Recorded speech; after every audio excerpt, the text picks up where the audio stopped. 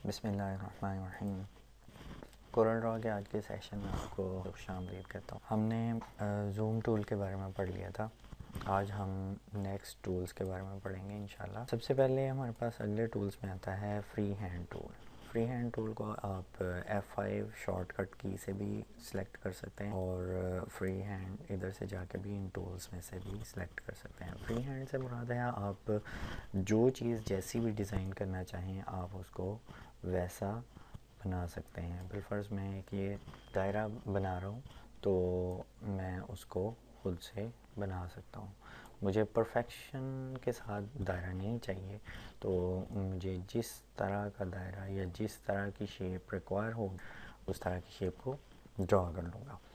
इसके बाद इसमें वही वाले ऑप्शंस हैं, लाइन किस तरह की होनी चाहिए, आउटलाइन कैसी होनी चाहिए, सारा मेजरमेंट्स उसकी प्रॉपर्टीज़ वैसी ही आ रही हैं। इसको आप एज इट इज़ फिल कर सकते हैं जैसे आप नॉर्मली किसी भी ऑब्जेक्ट को फिल करते हैं, और इसको आप किसी भी एंगल में किसी भी तरीके से आप इसको ड्रॉ कर सकते हैं।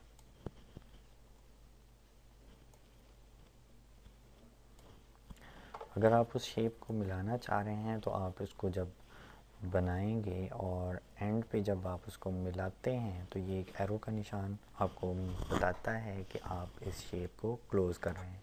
तो फिर ये आपको कलर करने में आसानी हो जाती है। नेक्स्ट टूल 2 पॉइंट लाइन है। इंतहाई सिंपल टूल है। आप दो पॉइंट्स के दरमियान एक लाइन, स्ट्रेट लाइन आप ड्रॉ कर देते हैं।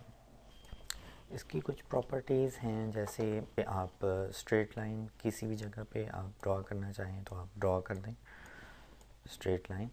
इसके अलावा आप किसी के परपेंडिकुलर लाइन ड्रॉ करना चाह रहे हैं तो आप उस चीज़ के परपेंडिकुलर लाइन को ड्रॉ करेंगे। अब ये देखें, ये उस ऑब्जेक्ट के परपेंडिकुलर लाइन ड्रॉ कर रहा है। मैंने अभी इसको क्लिक को मैंने छोड़ा नहीं है, इस वजह से ये आपको शेप्स दे रहा है कि कहाँ पे आप इसको छोड़ना चाह रहे हैं। तो ये लाइन किसी भी जहाँ पे आप इसको क्लिक करेंगे उस ऑब्जेक्ट के हिसाब से परपेंडिकुलर एक लाइन को ड्रॉ करेगा। इंतहाई ये पावरफुल टूल है। इसकी मदद से आप परपेंडिकुलर लाइन किसी भी ऑब्जेक्ट के साथ आप ड्रॉ कर सकते हैं इजीली।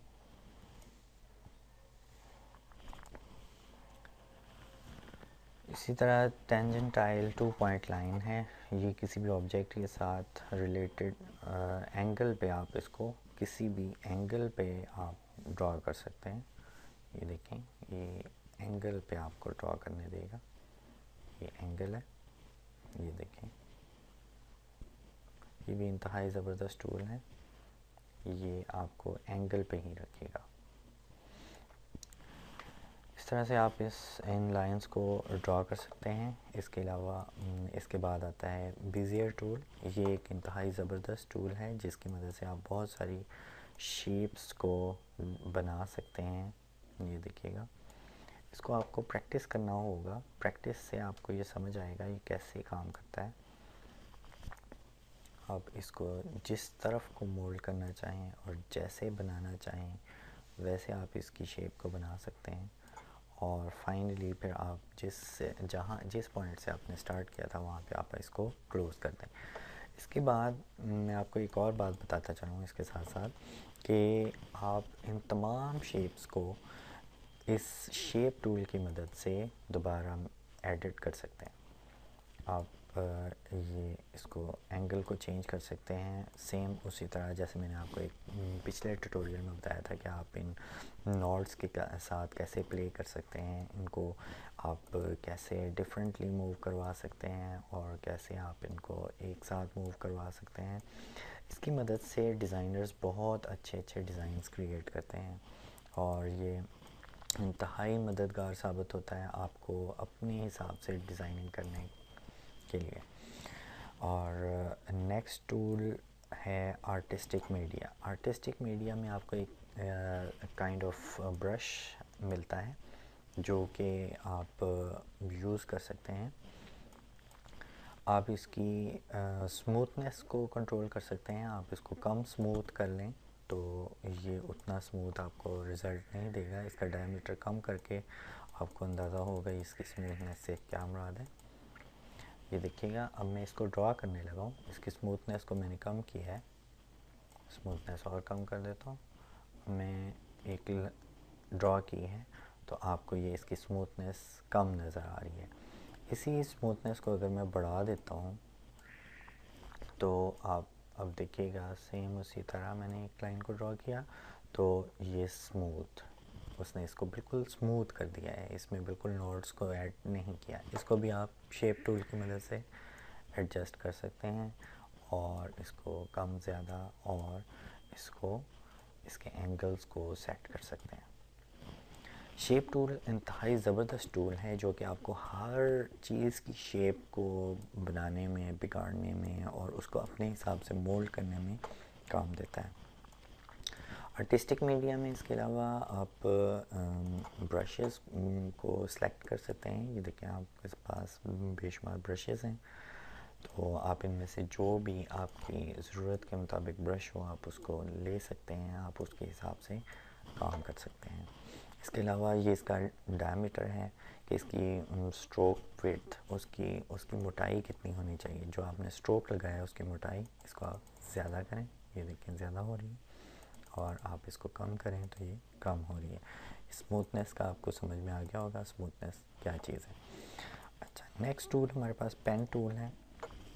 पेन टूल बहुत हद तक शेप टूल की तरह काम करता है, लेकिन ये आपको बीजियर टूल की तरह काम करता है और ये आपको मुख्तलिफ़ शेप्स बनाने में मददगार साबित होता है। ये आप इसको, ये देखिएगा, ऐसे भी चेंज कर सकते हैं, फिर आप ऐसे ऐसे और इसको क्लोज़ कर। ये भी बीजियर टूल की तरह है, बहुत ज़बरदस्त है और ये आउटलाइंस को बनाता है। आप इसको कलर दे सकते हैं। ये हम पेन टूल का यूज़ कर रहे हैं और पेन टूल भी उसी तरह काम कर रहा है जिस तरह बीजियर टूल काम करता है। जैसे मैंने आपको दिखाया था बीजियर टूल, ये बीजियर टूल है, देखिए सेम उसी पेन की तरह काम कर रहा है। नेक्स्ट हमारे पास बी स्प्लाइन टूल है। ये बी स्प्लाइन टूल हमारे पास, ये देखिएगा, आपको नॉट्स डिफरेंट जगह पे नॉट्स थोड़े फासले पे देता है, लेकिन ये आपको एक इंतहाई स्मूथ और कॉर्नर फ्री शेप आपको देता है। इससे आप कोई भी कॉर्नर फ्री शेप्स बना सकते हैं जिसमें कोई कॉर्नर ना हो। इससे आपको इंतहाई ज़बरदस्त स्मूथनेस मिलती है और आपकी शेप कंप्लीट हो जाती है। ये देखिएगा, इसको मैं अब कलर देता हूँ ताकि आपको मज़ीद क्लियर हो जाए। इसको भी आप शेप टूल की मदद से सिलेक्ट कर सकते हैं। ये देखें, आप इसको एडजस्ट कर सकते हैं अपने हिसाब से, जैसे आप करना चाहें इसको आप एडजस्ट कर सकते हैं। इससे भी आप इंतहाई ज़बरदस्त शेप्स बना सकते हैं। जैसे मैं आपको एक शेप बना के दिखाता हूँ। ये हमने सेलेक्ट किया इसको और ये देखिएगा,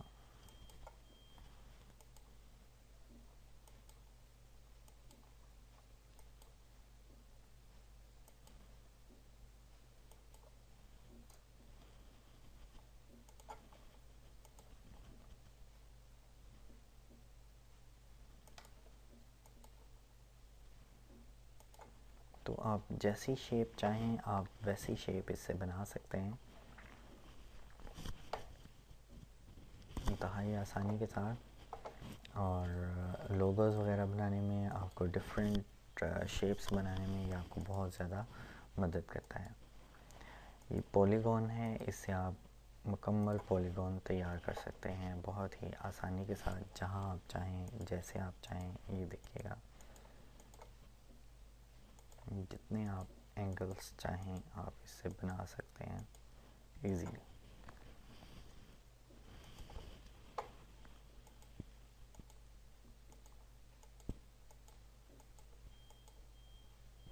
आपको डिज़ाइनिंग के दौरान बहुत ही ज़्यादा क्रिएटिव होना पड़ता है। आपका आपका माइंड आपको बहुत सारे आइडियाज़ देता है जिनको आप मुख्तलिफ़ तरीक़ों से ट्राई करते हैं और फिर उनको आप अप्लाई करके देखते हैं और उसके बाद बहुत ही क्रिएटिव किस्म के डिज़ाइन सामने आते हैं। और ये आपका बी स्प्लिन पॉलीलाइन टूल था। अब 3D कर्व आपको, ये जो कर्व है ये आप देखिएगा आपको 3D के तौर पे मिलेगी। अभी मैंने क्लिक किया हुआ है तो ये एक लाइन की सूरत में आपको नज़र आ रहा है। अब मैं क्लिक को छोड़ रहा हूँ, क्लिक को छोड़ के अब ये देखें आप, आपके कर्सर के साथ साथ ये कर्व मूव कर रही है। आप इसको जहाँ चाहें जैसे चाहें एडजस्ट कर सकते हैं। इसको कहते हैं 3D कर्व।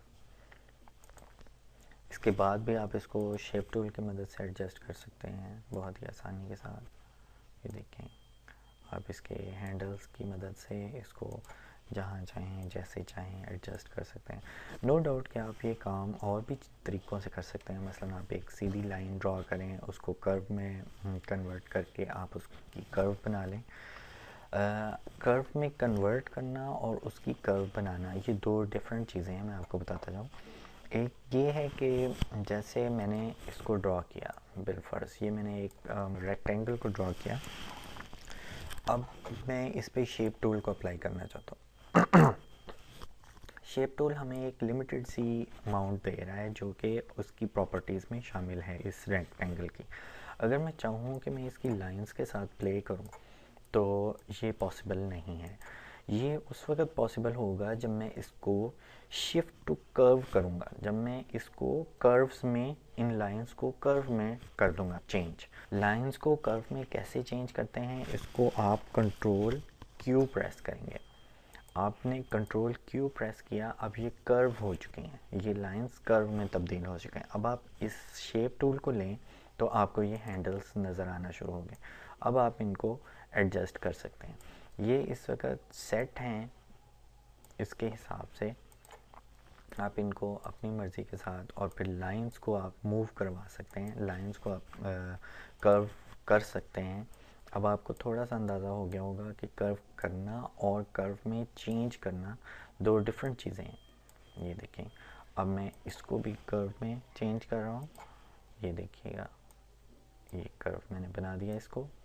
तो कंट्रोल क्यू की मदद से आप किसी भी लाइन को कर्व में चेंज करते हैं और फिर उसको अपने हिसाब से आप मोल्ड कर सकते हैं। ये कम्प्लीटली आपने इसको चेंज कर दिया। ये एक रेक्टेंगल थी। इसके बाद हमारे पास है स्मार्ट फिल एक बहुत ही ज़बरदस्त टूल है जिसकी बदौलत आप नॉट ओनली आप कलर्स कर सकते हैं बल्कि आप ऐसी चीज़ों को भी कलर्स दे सकते हैं और उससे ऑब्जेक्ट्स बना सकते हैं जो कि क्लोज्ड नहीं हैं। आपको पता है कि कलरिंग देने के लिए आपको शेप को क्लोज़ करना पड़ता है।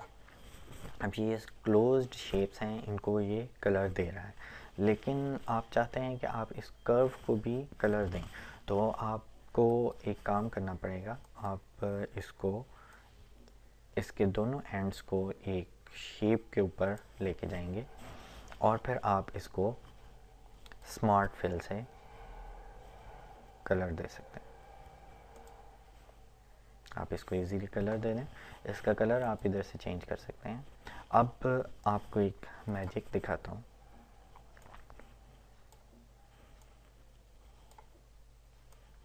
ये आपके पास ओरिजिनल कर्व है,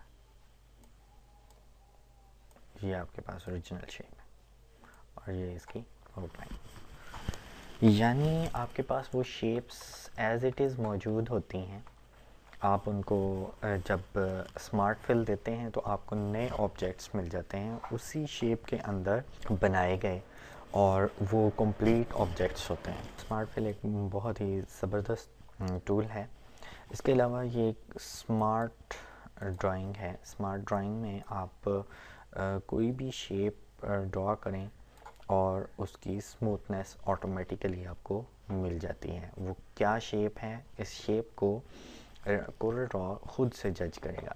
ये देखिएगा शेप रिकग्निशन लेवल, ये रिकग्निशन लेवल जितना ज़्यादा होगा, हाईएस्ट है, तो वो उतना ही बेहतर शेप को जज करेगा। और ये जितना कम होता जाएगा ये रिकग्निशन लेवल उतना कम होता जाएगा।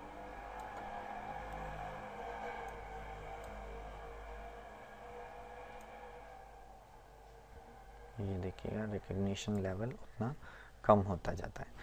और इसके अलावा इसके अंदर आप स्मूथनेस लेवल को भी सेट कर सकते हैं। आप ये देख रहे हैं ये स्मूथनेस इसमें नहीं है। अगर आप इसको हाईएस्ट कर दें तो ये मैक्सिमम इसको स्मूथ बनाएगा।